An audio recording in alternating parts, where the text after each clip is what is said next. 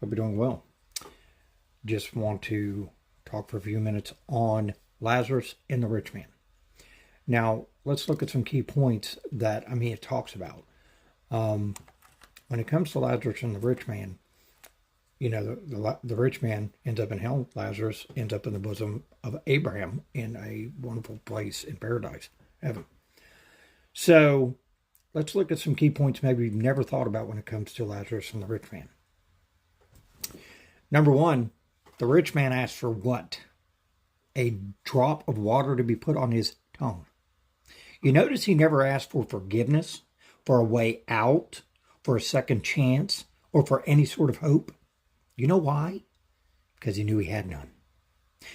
And he asked for no other options other than a Lazarus who had already died and went to the bosom of Abraham in paradise to be sent back to warn his brothers, the brothers of his household, not to come to this terrible place.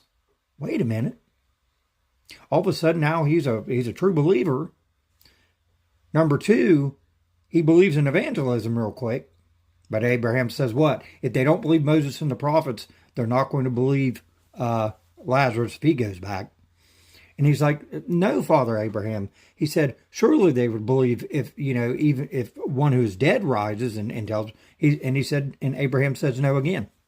If they do not believe the people that are speaking now, they're not going to believe whether somebody rises from the dead and speaks to them. See how important this is to understand? Okay, now here's the importance of this. It already happened. Jesus Christ rose from the dead on the third day. And 2,000 years later, the majority of people around the world do not believe. They, as it says, are on a road that is broad. And there's a road that is narrow where Christ is found. Okay? Christ already died and came back to life, doing exactly what the rich man wished that Lazarus could have done to go back and warn his brother and his household and probably the whole world. Now, we have Jesus who has done that. And he has brought forth salvation and forgiveness for all of us if we will receive it. Now the question is, what will you do with it?